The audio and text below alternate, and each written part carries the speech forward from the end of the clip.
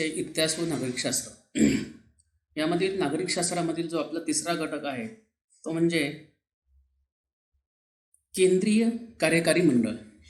यापूर्वी आपण व्हिडिओच्या माध्यमाच्या द्वारे संसदीय शासन पद्धतीची ओळख या ठिकाणी आपण करून घेतली. थोडक्यात संसदीय शासन पद्धती तिचं स्वरूप या ठिकाणी आपण समजून घेतलं. त्यामध्ये आपण संसदीय शासन पद्धती आपण का स्वीकारली याचाही भाग थोडक्यात घेतला. अध्यक्षीय शासन पद्धतीचा आपण थोडक्यात अभ्यास त्या ठिकाणी केला. नागरिकशास्त्रातला दुसरा जो घटक आहे तो म्हणजे भारताची संसद. या ठिकाणी लोकसभा, राज्यसभा, संसदेचे दोन सभागृह, लोकसभा आणि राज्यसभा असे म्हटले जातात. लोकसभेचे एकूण प्रतिनिधी किती असतात? राज्यसभा, संसदेचे कार्य काय, कायद्याची निर्मिती कोण करतं, मंत्रिमंडळातील नियंत्रण काय, संविधान दुरुस्ती, लोकसभेचे अध्यक्ष, राज्यसभेचे सभापती. तर अशा स्वरूपात आपण या ठिकाणी जो नागरिकशास्त्राचा दुसरा घटक आहे भारताची संसद हा आपण या ठिकाणी समजून घेतलेला आहे. म्हणजे थोडक्यात मागील पाठामध्ये आपण केंद्रीय पातळीवर कायदे मंडळाचीच म्हणजे संसदेची रचना कशी असते, तिचं स्वरूप कसं आहे हे या ठिकाणी आपण समजून घेतलेलं आहे. आणि कार्यपद्धती या ठिकाणी समजून घेतलेली आहे. पण जो आपला तिसरा घटक आहे जो केंद्रीय कार्यकारी मंडळ जो आहे नागरिकशास्त्रातला, या पाठात आपण नेमकं कशाचा अभ्यास करणार आहोत? तर यामध्ये आपण केंद्रीय कार्यकारी मंडळाचा अभ्यास करणार आहोत. म्हणजेच संघ शासनाची रचना कशी असते बघा. तर या ठिकाणी संघ शासन. आता संघ शासन म्हणजे काय? केंद्र शासन. आता संघ शासन म्हणजे केंद्र शासन. आता संघ शासनाचे काही घटक या ठिकाणी आपल्याला त्यांनी सांगितलेले आहेत. मग संघ शासनामध्ये कोण असतं? त्याच्यामध्ये प्रमुख जी व्यक्ती असते ती म्हणजे राष्ट्रपती, जे भारताचं असलेलं सर्वोच्च पद ज्याला म्हणतात ते म्हणजे राष्ट्रपती. त्यानंतर संघ शासनामध्ये कायदे मंडळ असतं, त्यामध्ये लोकसभा आणि राज्यसभा. दुसरं जे मंडळ असतं ते कार्यकारी मंडळ. त्या कार्यकार्यामध्ये प्रधानमंत्री असतात आणि प्रधानमंत्र्याचं असलेलं ते मंत्रिमंडळ. म्हणजे हे संघ शासनाची रचनेचं स्वरूप या ठिकाणी आपण समजून घेतलं. राष्ट्रपती, कायदे मंडळ. कायदे मंडळामध्ये दोन सभा असतात, लोकसभा आणि राज्यसभा. तिसरं जे कार्यकारी मंडळ आहे ते म्हणजे प्रधानमंत्री आणि त्यांचं मंत्रिमंडळ. म्हणजे या ठिकाणी कायदे मंडळ, कार्यकारी मंडळ आणि न्यायमंडळ या शासन संस्थेच्या तीन शाखा असतात. कायदे मंडळ त्यामध्ये लोकसभा आणि राज्यसभा, कार्यकारी मंडळ त्यामध्ये प्रधानमंत्री आणि त्यांचं असलेलं मंत्रिमंडळ, आणि तिसरी जी शाखा आहे ती न्यायमंडळ. अशा शासन संस्थेच्या तीन शाखा असतात. आणि जनतेचं हित लक्षात घेऊन जे आपल्या भारतातली जी काही नागरिक आहे, जनता आहे, ह्या जनतेचं महत्त्वाचं हित लक्षात घेऊन जनतेचं कल्याणासाठी हे तिन्ही मंडळ काम करतात. या गोष्टी आपण यापूर्वी सुद्धा नागरिकशास्त्राच्या माध्यमातून शिकलेलो आहोत. मग संसदीय शासन पद्धतीत कार्यकारी मंडळ हा कायदे मंडळाचाच एक भाग असतो आणि ते कायदे मंडळाला जबाबदार असतात. आता या ठिकाणी रमा एक संवाद दिलेला आहे की रमा काय म्हणते की राष्ट्रपती हे नामधारी प्रमुख आणि प्रधानमंत्री हे कार्यकारी प्रमुख असतात. या दोन्ही पदावरील व्यक्तीमध्ये कशा प्रकारचे संबंध असतात? तर ह्या दोन्ही व्यक्तीमध्ये एकमेकांचे खूप सलोख्याचे संबंध असतात. त्यावेळी विद्या काय म्हणते की प्रधानमंत्री राष्ट्रपतींना नियमितपणे भेटतात, ते कसा राज्यकारभार करत आहे याची माहिती घेतात. कारण राज्यघटनेच्या नियमाप्रमाणे, राज्यघटनेच्या कायद्याप्रमाणे देशाचा राज्यकारभार चालतो की नाही हे पाहण्याचं काम राष्ट्रपतीचं असतं. आणि म्हणून प्रधानमंत्री जे आहे ते नेहमी राष्ट्रपतींची भेट घेतात आणि कशा प्रकारचा राज्यकारभार चाललेला आहे याच्या आढावा ते देण्याचा प्रयत्न त्या ठिकाणी करतात. होय, हे बरोबर आहे. कारण देशाचा राज्यकारभार हा आणि नवीन काही कायदे किंवा धोरणं कशा प्रकारे आखलेले आहेत, जनतेचं कल्याणाच्या हितासाठी, फायद्यासाठी कोणत्या प्रकारचे कायदे निर्माण केलेले आहेत, कोणते कायदे कालबाह्य झालेले आहेत, किंवा कोणत्या स्वरूपाचे कायदे सामाजिक किंवा चालू परिस्थितीला कोणत्या कायद्याची निर्मिती करण्याची गरज आहे, या स्वरूपाचे काही जे नवीन कायदे असेल, धोरण असेल, याची सगळी माहिती प्रधानमंत्री हे राष्ट्रपतींना देतात. किंबहुना अशी माहिती मिळवण्याचा राष्ट्रपतींना अधिकार आहे. आता या ठिकाणी आपण कार्यकारी मंडळामध्ये कोणाचा समावेश असतो? इथे आपण बघितले कार्यकारी मंडळ प्रधानमंत्री आणि मंत्रिमंडळ यांचा समावेश असतो. आणि या सगळ्या घटना, तरतुदी, नियम, कामकाज हे सगळं आपल्या राज्यघटनेमध्ये सांगितलेलं आहे आणि त्याप्रमाणे या सगळ्या गोष्टी चालतात. म्हणजे कार्यकारी मंडळ लोकांच्या हितासाठी धोरणाची आखणी कशी करते, म्हणजे भारतीय जनतेचं, भारतीय नागरिकांचं हित कशा प्रकारे होईल, विकास कशा प्रकारे होईल, लोकांचा विकास कशा प्रकारे होईल, या सगळ्या गोष्टींचं धोरण आखण्याचं काम, लोकांच्या कल्याणासाठी, हितासाठी धोरणाची आखणी कशी करते, इत्यादी बाबी कार्यकारी मंडळ समजून घेताना आपल्याला माहिती करून घ्यायच्या आहेत. आता भारताच्या केंद्रीय कार्यकारी मंडळात आपण बघितलं की राष्ट्रपती, प्रधानमंत्री आणि त्यांचं मंत्रिमंडळ यांचा समावेश होतो. इथे आपण बघितले का राष्ट्रपती, कायदे मंडळ आणि कार्यकारी मंडळ. आता पहिल्यांदा आपण राष्ट्रपतीविषयी या ठिकाणी महत्त्वाची माहिती समजून घेऊया. भारताची जी राज्यघटना आहे, ज्याला आपण संविधान असं म्हणतो, मग या भारताच्या संविधानातील जे काही तरतुदी आहेत, की जे काही नियम सांगितले, त्यामध्ये स्पष्ट सांगितले की राष्ट्रपती हे सर्वोच्च राष्ट्रप्रमुख असतात. म्हणजे थोडक्यात आपल्या भारताचे जे प्रमुख पद आहेत किंवा राष्ट्राचे जे प्रमुख आहेत ते घटनेप्रमाणे राष्ट्रपती हे सर्वोच्च राष्ट्रप्रमुख पद मानलं जातं. आणि शिवाय राष्ट्रपतीचे पद अतिशय सन्मानाचे आणि प्रतिष्ठेचे असून ते भारतीय प्रजासत्ताकाचे प्रतिनिधित्व करतात. कारण संविधानाने देशाची संपूर्ण कार्यकारी सत्ताही राष्ट्रपतींना दिलेली आहे. देशाचा राज्यकारभार हा राष्ट्रपतीच्या नावाने चालतो. कारण राज्यघटनेमध्ये सांगितल्याप्रमाणे, राज्यघटनेमध्ये लिहिल्याप्रमाणे, राज्यघटनेतील तरतुदीप्रमाणे देशाचा राज्यकारभार चालतो की नाही ही सगळी पाहण्याची जबाबदारी किंवा अधिकार किंवा सर्वोच्च अधिकार हे राष्ट्रपतींना घटनेने दिलेले आहे, राज्यघटनेने दिले, म्हणजे संविधानाने दिलेले आहे. आणि म्हणून देशाचा कारभार हा राष्ट्रपतीच्या नावाने चालतो. परंतु असं जरी असलं तरी प्रत्यक्ष व्यवहारात प्रधानमंत्री आणि त्यांचं असलेलं मंत्रिमंडळ हे देशाचा राज्यकारभार चालवते किंवा करते किंवा पाहते. आणि म्हणूनच राष्ट्रपती हे नामधारी संविधानात्मक प्रमुख आहेत, तर प्रधानमंत्री हे कार्यकारी प्रमुख आहेत. या राष्ट्रपती हे नामधारी संविधानात्मक प्रमुख आहे आणि कार्यकारी प्रमुख हे प्रधानमंत्री असतात.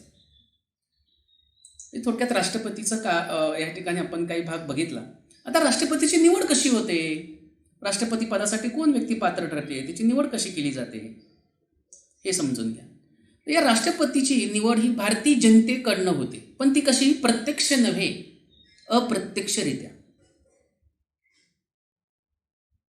कारण भारतातील सर्वसामान्य मतदार राष्ट्रपतीला थेटपणे निवडून देत नाही, हे तुम्हालाही माहिती.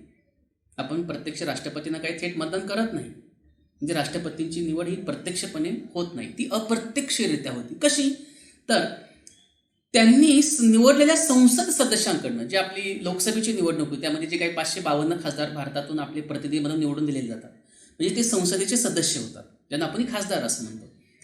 तर त्यांनी निवडलेल्या संसद सदस्याकडनं आणि विधानसभा सदस्य, जे त्या राज्याचे विधानसभा सदस्य, यांच्याकडून राष्ट्रपतीची निवड केली जाते.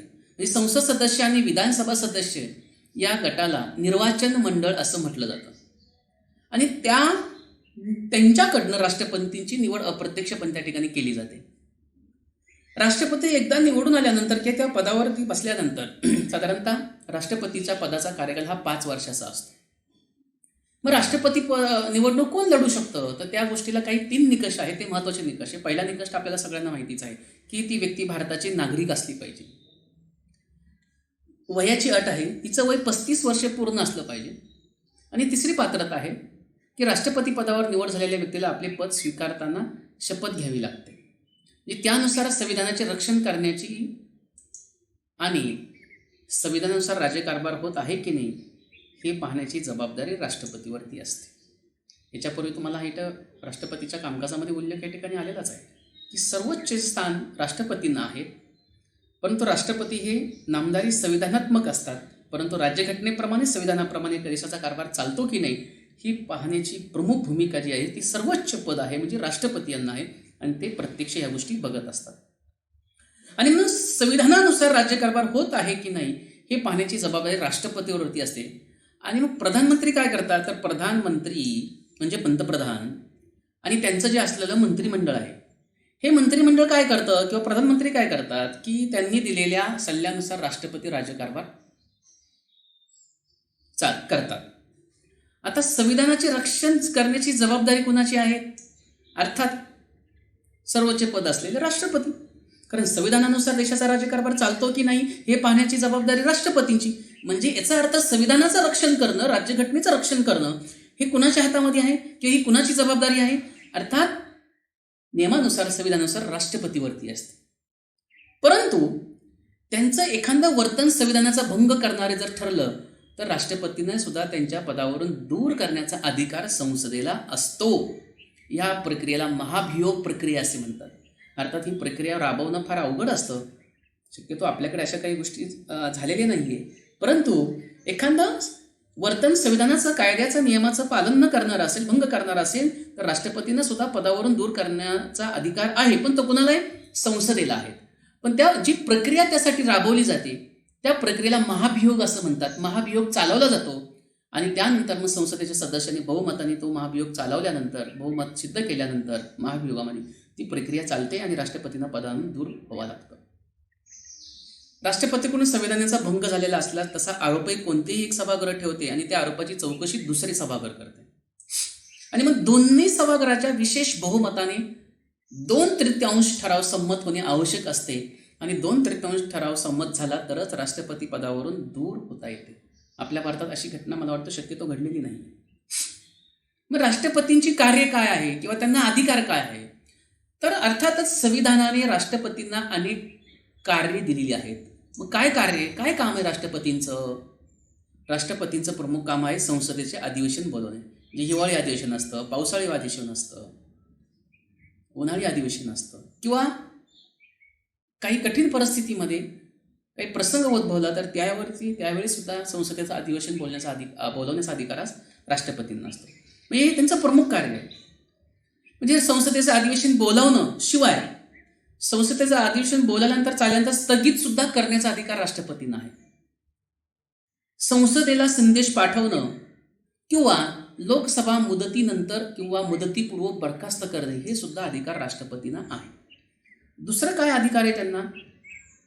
या ठिकाणी दुसरं जे कार्य आहे, लोकसभा आणि राज्यसभा यांनी संमत केलेल्या विधेयकावर राष्ट्रपतींची स्वाक्षरी करणं आवश्यक आहे. त्यांच्या स्वाक्षरीशिवाय विधेयकाचे कायद्यात रूपांतर होत नाही. For example, RT right to education, RT हा जो कायदा आहे 2009 मध्ये अंमलात आला. संसदेमध्ये बहुमताने पास झाला, राज्यसभेमध्ये बहुमताने पास झाला. पण त्या विधेयकाचं रूपांतर कायद्यात कधी होतं? जोपर्यंत राष्ट्रपतीची सही त्या विधेयकावरती होत नाही तोपर्यंत कायद्यामध्ये रूपांतर होत नाही आणि तो कायदा मांडला जात नाही. आणि मग जे लोकसभेमध्ये, राज्यसभेमध्ये बहुमताने जे विधेयक संमत केलेले असतात ते संमत झाल्यानंतर, त्याच्यावर चर्चा घडून आल्यानंतर ते विधेयक राष्ट्रपतीकडे पाठवले जातात आणि राष्ट्रपती त्यावरती आपली सही करतात. आणि सही ज्या दिवशी होईल, ज्या वेळेला होईल तेव्हापासून त्याचं रूपांतर कायद्यामध्ये होतं. अर्थात राष्ट्रपतींना त्यावरती सही न करण्याचा सुद्धा अधिकार आहे. म्हणजे थोडक्यात काय की राष्ट्रपती परत ते विधेयक संसदेकडे, म्हणजे लोकसभेकडे, राज्यसभेकडे पाठवू शकतात. काही त्यांच्या म्हणणं असेल तर त्यामध्ये बदल करण्याचा सांगायचा प्रयत्नही करतात. त्याच्यामध्ये बदलही होऊ शकतं परत आल्यानंतर. पण पुन्हा पाठवल्यानंतर राष्ट्रपतींकडे पुन्हा राष्ट्रपतींना त्यावरती सहीच करावी लागते. तर हे एक राष्ट्रपतीचं महत्त्वाचं काम आणि अधिकार आहे. प्रधानमंत्र्यांची नेमणूक राष्ट्रपती करतात आणि प्रधानमंत्र्यांनी मंत्रिपदावरती ज्या व्यक्तींची नेमणूक सांगितलेली आहे, सुचवलेली आहे, त्या व्यक्तींची मंत्रिपदावर नेमणूक करण्याचं काम सुद्धा राष्ट्रपती करतात. तिसरा जो महत्त्वाचा भाग आहे तो म्हणजे न्यायालय जो आपण म्हणतो. तर न्यायालयामध्ये सर्वोच्च न्यायालय असेल, उच्च न्यायालय असेल. प्रत्येक राज्यामध्ये उच्च न्यायालय असतं आणि भारताचं सर्वोच्च न्यायालय दिल्लीला आहे.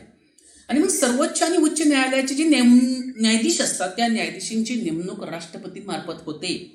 त्याचप्रमाणे प्रत्येक राज्याचे राज्यपाल असतात आणि सर्व राज्यांचे राज्यपालांची नेमणूक करण्याचं काम किंवा अधिकार सुद्धा राष्ट्रपतींना आहे.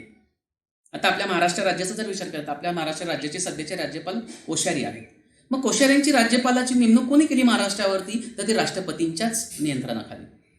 किंवा आपल्या भारताचे मुख्य निवडणूक आयोग असतात किंवा अन्य महत्त्वाच्या पदावरील व्यक्तींची सुद्धा नेमणूक ही राष्ट्रपतींच्याच मार्फत केली जाते. किती अधिकार आहे राष्ट्रपतीला या सर्वोच्च पदाला. शिवाय राष्ट्रपती हे संरक्षण दलाचे सर्वोच्च प्रमुख असतात. म्हणजे युद्ध जरी करायचं असेल, युद्ध करण्यासंबंधी जरी निर्णय घ्यायचा असेल तर राष्ट्रपतीच्या संमतीशिवाय युद्ध सुरू करता येत नाही. म्हणून तिन्ही दलाचे वायुदल, भूदल, नौदल जे काय आहे, हवाई दल, ही जी तिन्ही दलं असतात आपल्या भारताचे संरक्षण संबंधित, या तिन्ही राष्ट्रपती संरक्षण दलाचे सर्वोच्च प्रमुख असतात आणि युद्ध आणि शांतता याबाबतचे निर्णय सुद्धा राष्ट्रपती घेतात. राष्ट्रपतींना काही न्यायालयीन अधिकार सुद्धा घटनेने या ठिकाणी दिलेले आहेत. उदाहरणार्थ तुम्हाला माहिती आहे का, काही समजा काही एखाद्या व्यक्तीची शिक्षा कमी करणे किंवा शिक्षेची तीव्रता कमी करणे किंवा अपवादात परिस्थितीमध्ये मानवतावादी भूमिकेतून शिक्षा कमी करणे अथवा ती रद्द करण्याचा अधिकार राष्ट्रपतींना घटनेनेच दिलेला आहे. समजा एखादा खटला आहे, खून खटला असेल किंवा वेगळ्या प्रसंगाचा खटला असेल, त्यात काही आरोपींना समजा जन्मठेपेची शिक्षा झाली असेल किंवा फाशीची शिक्षा झाली असेल, तर ती व्यक्ती सर्वोच्च न्यायालयानंतर पुढे दुसरं न्यायालय नाही, सर्वोच्च न्यायालय म्हणजे अंतिम न्यायालय, अंतिम तिथे त्या न्यायालयामध्ये दाद मागितली जाते, त्याच्या पुढे न्यायालय नाही. तरी देखील मग अशा व्यक्तीला वाटलं की एखादी जन्मठेप झालेल्या व्यक्तीला किंवा फाशीची शिक्षा झालेल्या व्यक्तीला वाटलं की आता आम्हाला माझ्यावर अन्याय झालेला आहे, तर शेवटचा पर्याय म्हणून ती व्यक्ती राष्ट्रपतीकडे अपील करते, राष्ट्रपतीकडे निवेदन सादर करते. मग त्या केसवरती, त्या परिस्थितीवरती राष्ट्रपती अभ्यास करतात. जर राष्ट्रपतींना वाटलं की यांची शिक्षा थोडी कमी करावी किंवा फाशीतून जन्मठेप करावी किंवा मानवतावादी भूमिकेतून, मानवतावादी अपवादात्मक परिस्थितीमध्ये अशा भूमिकेतून शिक्षा कमी करण्याचा अथवा ती रद्द करण्याचा अधिकार राष्ट्रपतींना आहे. यावरून तुम्हाला लक्षात येतं की राष्ट्रपतीला किती अधिकार आहे. शिवाय देशाच्या संकटकालीन परिस्थितीमध्ये काही प्रश्न, समस्या उद्भवल्यास तर राष्ट्रपतीसुद्धा आणीबाणी जाहीर करण्याचे अधिकार असतात. आणि म्हणून संविधानात 3 प्रकारच्या आणीबाणी दिलेल्या आहेत. राष्ट्रीय आणीबाणी, घटक राज्यातील आणीबाणी किंवा राष्ट्रपती राजवट आणि आर्थिक आणीबाणी. राष्ट्रपतीच्या अनुपस्थित त्यांची कामं कोण करतं, तर उपराष्ट्रपती करतात आणि उपराष्ट्रपतीची निवड सुद्धा संसदेच्या दोन्ही सभागृहाच्या सदस्याकडनं होते. आता हे सगळं आपण बघितले की राष्ट्रपतीचे कार्य काय आहे आणि अधिकार काय आहे. आता पुढचा जो आपण बघणार आहे, कार्यकारी जे मंडळ आपण बघितलं वरती, त्या कार्यकारी मंडळामध्ये प्रधानमंत्री आणि त्यांचं मंत्रिमंडळ असतं. मग प्रधानमंत्र्यांचं काम काय किंवा त्यांनी निवडलेल्या मंत्रिमंडळाचं काम काय. आणि तुम्हाला माहिती आहे की राष्ट्रपती हे संविधानात्मक प्रमुख असतात, संविधानाचे प्रमुख असतात. संविधानाप्रमाणे कारभार चाललाय की नाही देशाचा हे पाहण्याचं काम राष्ट्रपतींचं असतं आणि ते राष्ट्रपती संविधानाचे प्रमुख असतात, सर्वोच्च असतात. जरी त्यांच्या हाती नाममात्र सत्ता जरी असली, पण प्रत्यक्षात प्रधानमंत्री आणि त्यांचं मंत्रिमंडळ राज्यकारभार चालवतं हे आपण तर प्रत्यक्ष बघतोच आहे. मग प्रधानमंत्री कोणते कार्य आणि भूमिका पार पाडतात ते आपण पाहणं फार महत्त्वाचं आहे. आता काय होते की निवडणुकीमध्ये बहुमत मिळवलेला पक्ष आपल्या नेत्याची प्रधानमंत्री म्हणून निवड करायची ठरवतो. त्याच पक्षातील प्रधानमंत्र्याच्या विश्वासू सहकार्याच्या प्रधानमंत्र्याच्या मंत्रिमंडळात समावेश होतो. मग प्रधानमंत्री आणि अन्य मंत्री संसदेचे सदस्य असणे आवश्यक असते किंवा सदस्य मिळवावे लागते. मग प्रधानमंत्र्याची निवड झाल्यानंतर त्यांचं मंत्रिमंडळ खऱ्या अर्थाने राज्यकारभार करत असते. याचाच अर्थ राज्यकारभाराची वास्तव सत्ता ही प्रधानमंत्री आणि मंत्रिमंडळ यांच्याकडे असते. तर अशा प्रकारे प्रधानमंत्री यांनी त्यांचं कार्य आणि मंत्रिमंडळाचं स्वरूप या ठिकाणी आपल्या लक्षामध्ये येतं. आता प्रधानमंत्र्यांचं कार्य काय, जे प्रमुख कार्यकारी मंडळामध्ये ते प्रमुख असताना त्यांच्या नियंत्रणाखाली काम चालतं. प्रधानमंत्री सर्वप्रथम आपले मंत्रिमंडळ तयार करावे लागते. म्हणजे शिक्षण मंत्री कोण, कृषी मंत्री कोण, संरक्षण मंत्री कोण, परराष्ट्र मंत्री कोण, आरोग्य बालकल्याण मंत्री कोण, म्हणजे मंत्रिमंडळामध्ये त्या खात्याचे प्रमुख मंत्रिमंडळ म्हणून त्यांची निवड करावी लागते. विश्वासू सहकार्यांना प्राधान्य देताच, पण त्याचबरोबर प्रशासकीय अनुभव असलेले, जेणेकरून त्यांना राज्यकारभाराचे कौशल्य प्राप्त आहे, चांगली कार्यक्षमता त्या व्यक्तीकडे आहे, शिवाय त्या विषयातील तज्ज्ञता आहेत, अशा त्यामध्ये विचार करून मंत्रिमंडळाच्या मंत्र्यांची नावं पंतप्रधान मंत्री राष्ट्रपतीकडे सुचवतात आणि मग ते निवडले जातात. हे अर्थात कार्य प्रधानमंत्र्यांचं आहे. दुसरा प्रधानमंत्र्यांचा अधिकार काय आहे किंवा कार्य काय आहे, तर मंत्रिमंडळात कोणाचा समावेश करायचा हे ठरवल्यानंतर प्रधानमंत्री त्यांच्यात खात्याचे वाटप करतात. कोणत्या मंत्र्याला कोणतं काम करायचं, कोणतं खातं द्यायचं, हे अधिकार प्रधानमंत्र्याचे आहे. आणि म्हणून संपूर्ण मंत्रिमंडळाचं नेतृत्व कोण करतं, अर्थात प्रधानमंत्री. मंत्रिमंडळाच्या सर्व बैठका घेण्याचं काम कोण करतं, अर्थात प्रधानमंत्री. आणि प्रधानमंत्र्यांच्या अध्यक्षतेखाली, पंतप्रधानाच्या अध्यक्षतेखाली या सर्व मंत्रिमंडळाच्या बैठका घेतल्या जातात, अध्यक्षतेखाली होतात. हे प्रधानमंत्र्याचं काम आहे. आता पुढे आणखीन काय प्रधानमंत्र्यांचं कामकाज, यामध्ये आपण बघतोय की खाते वाटप. म्हणजे आणि खाते वाटप झाल्यानंतर मग विविध खात्यामध्ये सुसूत्रता राखणे, खात्यामधील परस्पर सहकार्य वाढवणे, प्रत्येक खात्यावर लक्ष ठेवणे, कोणत्या खात्याचा कारभार कसा चाललेला आहे तो समजून घेणे, काही सूचना करणे, खात्याचा कारभार कार्यक्षमतेने होत आहे की नाही हे पाहणे, ही सगळी कामं प्रधानमंत्र्यांना पार पाडावी लागतात. पुढे आहे आंतरराष्ट्रीय क्षेत्रात देशाची प्रतिमा उंचावण्यास जागतिक लोकमत आपल्या आला अनुकूल आहे की नाही किंवा होण्यासाठी प्रयत्न करणे. मग विविध देशांना भेटी देणे, विविध देशांमध्ये जाणे, काही व्यापारविषयक करार करणे, सांस्कृतिक करार करणे, व्यापारविषयक करार करणे, देवाणघेवाण करणे, उद्योग आणणे देशामध्ये. म्हणजे थोडक्यात आंतरराष्ट्रीय क्षेत्रात देशाची म्हणजे जगामध्ये आपल्या भारताची प्रतिमा उंचावणे, जगामध्ये आपल्या भारतासाठी व्यापारासाठी, देवाणघेवाणीसाठी, सांस्कृतिक देवाणघेवाण, शैक्षणिक ज्ञान, तत्वज्ञान या सगळ्याची देवाणघेवाण करण्यासाठी आपल्या भारताची प्रतिमा जगामध्ये उंचावणे आणि इतर देशांशी संबंध ठेवणे, व्यापार वाढवणे, थोडक्यात ह्या सगळ्या गोष्टी अनुकूल होण्यासाठी प्रयत्न करण्याचं काम हे प्रधानमंत्री करतात. थोडक्यात देशातील जनतेला आश्वस्त करणे, आपत्तीच्या काळात आपत्तीग्रस्तांना बाजूने खंबीरपणे उभे राहणे, ही सगळी भूमिका प्रधानमंत्री त्या ठिकाणी पार पाडू शकतात. त्यानंतर मंत्रिमंडळ जे प्रधानमंत्री यांनी निवडलेलं असतं, त्यांना खात्याची जबाबदारी दिलेली असते. मग त्या मंत्रिमंडळाचं काम काय? संसदीय शासन पद्धतीत मंत्रिमंडळ कायद्याची निर्मिती करण्याला महत्त्वाचा पुढाकार घेते.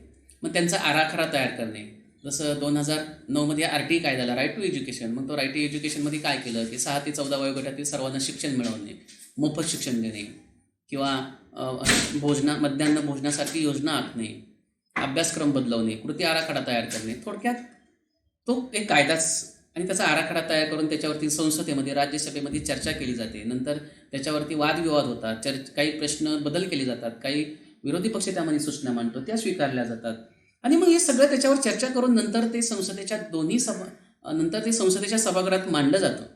मांडल्यानंतर मंत्रिमंडळ सर्व महत्त्वाच्या प्रश्नावरती चर्चा करतात, त्यावरती निर्णय घेतात. आणखीन काय मंत्रिमंडळाचं कार्य? मंत्रिमंडळामध्ये शिक्षणसारखं खातं असेल, शेती, उद्योग, आरोग्य, परराष्ट्र व्यवहार अशा अनेक विषयांवरती मंत्रिमंडळाला एक निश्चित धोरण किंवा कार्याची दिशा ठरवावी लागते आणि मग ती मंत्रिमंडळाने ठरवल्यानंतर मंत्रिमंडळाने ठरवलेल्या धोरणाबाबत संसदेला विश्वासात घ्यावं लागतं, समजून सांगावं लागतं, पटवून द्यावं लागतं.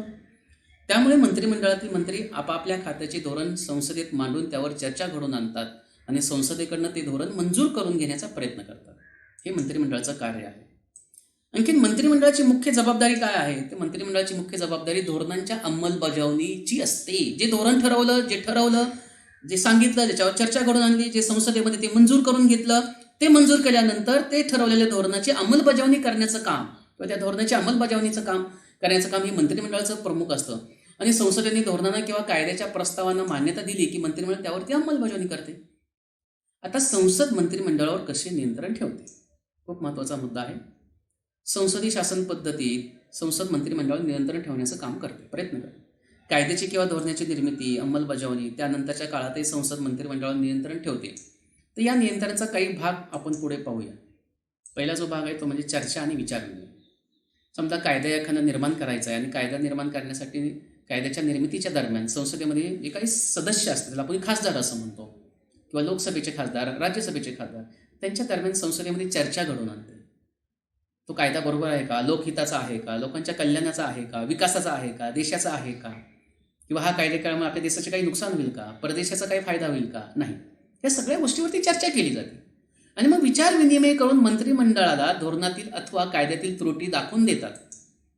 मग कायदा निर्दोष म्हणजे सदोष होण्याच्या दृष्टीने खूप चर्चा महत्त्वाची आहे. त्याच्यात कुठलाही दोष नको, नुकसान नको कोणाचं, अशी चर्चा, विचार विनिमय त्या ठिकाणी केला जातो.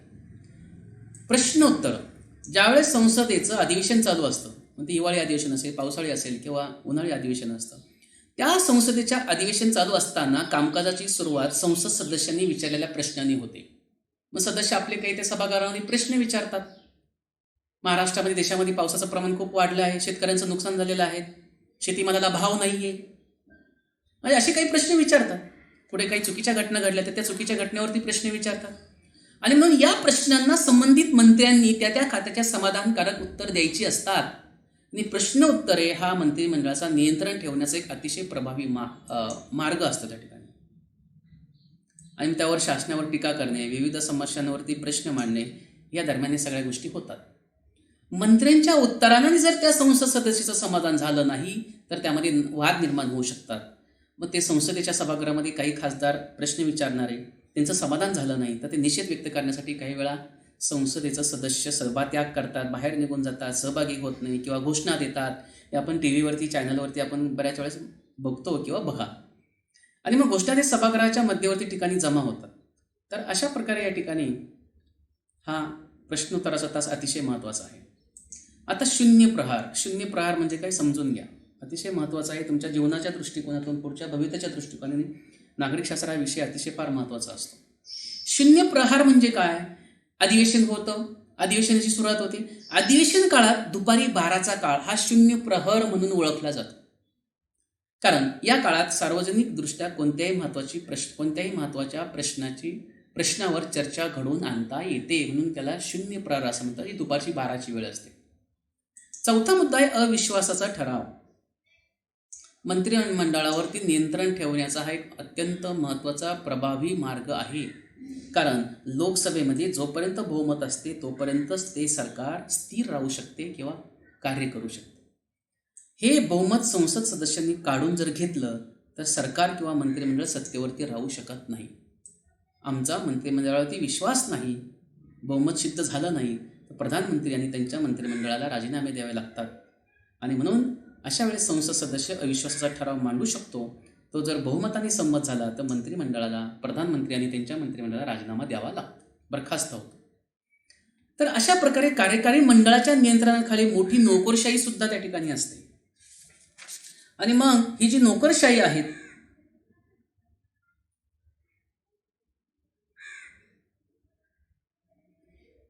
ही नोकरशाही असते. आणि नोकरशाहीच्या रचनेचा अभ्यास आपण पुढच्या 6व्या प्रकरणामध्ये या ठिकाणी करणार आहोतच. तर अशा प्रकारे या ठिकाणी आपण जो काही तिसरा घटक आहे आपला नागरिक शास्त्राचा इयत्ता 8वीचा, तो म्हणजे केंद्रीय कार्यकारी मंडळ आणि केंद्रीय कार्यकारी मंडळाचं स्वरूप या ठिकाणी आपण समजून घेतलेलं आहे. इथे सध्या तुम्हाला माहिती आहे की भारतातील कार्यकारी सत्ता कोणाकडे असते, राष्ट्रपतीचा कार्यकाल किती वर्षाचा, 5 वर्षाचा, मंत्रिमंडळाचं नेतृत्व कोण करतात, प्रधानमंत्री. कार्यकारी सत्ता कोणाकडे असते, प्रधानमंत्री. ओळखाणील्या राष्ट्रपती, प्रधानमंत्री, मंत्रिमंडळ यांचा भारताच्या ज्या मंडळात समावेश, त्या मंडळाचे काय म्हणतात, कार्यकारी मंडळ. अधिवेशन काळातील दुपारी 12चा काळ कोणत्या नावाला, शून्य प्रहार. संकल्पना तुमच्या शब्दातल्या महाभियोग प्रक्रिया तुम्हाला माहिती का, राष्ट्रपतीला पदावरून दूर करायचं असेल तर महाभियोग प्रक्रिया त्या ठिकाणी चालावं लागते. 2/3 ठराव त्या ठिकाणी पास व्हावा लागतो आणि मग राष्ट्रपतींना त्या ठिकाणी पदावरून दूर होतो. तर का, तर राज्यघटनेच्या नियमाप्रमाणे, कायद्याप्रमाणे एखाद्या घटनेचा तरतुदीचा भंग केला तर अशा वेळी राष्ट्रपतीवरती महाभियोग त्या ठिकाणी प्रक्रिया करता येते. अविश्वास ठराव मंत्रिमंडळावरती आणता येतो. जम्बो मंत्रिमंडळ. थोडक्यात या गोष्टी तुमच्या लक्षात येईल. थोडक्यात मंत्रिमंडळाची कार्य आणि स्पष्ट करा. संसद मंत्रिमंडळ कशा प्रकारे नियंत्रण ठेवते, या सगळ्या गोष्टी तुम्हाला सहज स्वाध्यायामध्ये या ठिकाणी सांगता येतील. भारताच्या राष्ट्रपतीची कार्य आपण बघितली की भारताच्या राष्ट्रपतीची कार्य खूप महत्त्वाची आहे, कारण सर्वोच्च असं ते पद आहे. ही सगळी भारताच्या राष्ट्रपतींची कार्य आहे. आपण बघितलं या ठिकाणी संसदेचे अधिवेशन बोलवणे, स्थगित करणे, संदेश पाठवणे, लोकसभा बरखास्त करणे, अधिकार राष्ट्रपतींना असतात. लोकसभा, राज्यसभा यांच्यामध्ये संमत केलेल्या विधेयकावर राष्ट्रपती स्वाक्षरी करतात. प्रधानमंत्र्याची नेमणूक राष्ट्रपती करतात किंवा त्यांनी सुचवलेल्या व्यक्तींची मंत्रिपदावर नेमणूक राष्ट्रपती करतात. सर्वोच्च आणि उच्च न्यायालयाच्या न्यायाधीशाची नेमणूक राष्ट्रपती करतात. प्रत्येक राज्याच्या राज्यपालांची नेमणूक राष्ट्रपती करतात. मुख्य निवडणूक आयुक्त आणि अन्य महत्त्वाच्या पदावरील नेमणूक राष्ट्रपती करतात. अशा या सगळ्या गोष्टींचे अधिकार जर आपण बघितले तर ते राष्ट्रपतींना आहेत. तर अशा प्रकारे या ठिकाणी आपण बघितलं की नागरिकशास्त्राचा तिसरा घटक केंद्रीय कार्यकारी मंडळ, हा सगळा आपण व्हिडिओद्वारे या ठिकाणी समजून घ्यायचा. हा व्हिडिओ तुम्हाला आवडल्यानंतर सर्वांनी सबस्क्राईब त्या ठिकाणी करायला विसरू नका. धन्यवाद.